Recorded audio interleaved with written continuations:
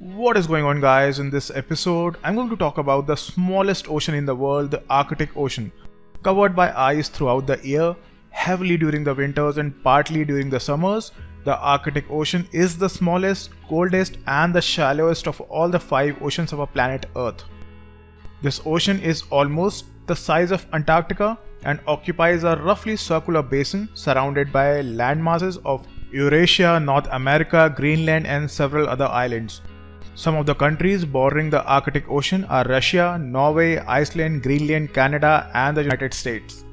Due to the amount of ice and the brutal cold conditions, the ocean sustains and serves to stabilize heavy methane deposits along the shoreline, averting the release of this greenhouse gas into the atmosphere, which would be catastrophic for our ozone layer if released in large amounts.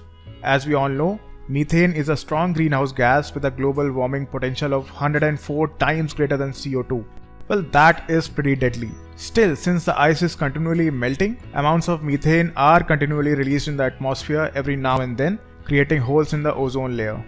Scientists say that the Arctic region will be completely ice-free in the summers by the year 2040. The melting of ice will also cause large amounts of fresh water to enter into the North Atlantic, disrupting the ocean current patterns, also affecting the global climate significantly.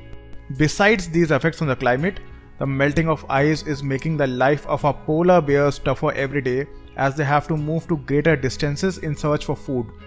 This has increased the encounters between them and us, the humans. The encounters have increased to the point that in Feb 2019, there was a mass invasion of polar bears into the archipelago of Novaya Zemlya that made the local authorities declare a state of emergency as the polar bears sneaked into the public buildings and other residential areas to give a high five. Speaking from an economic standpoint, well, that's the only point every decision maker cares about.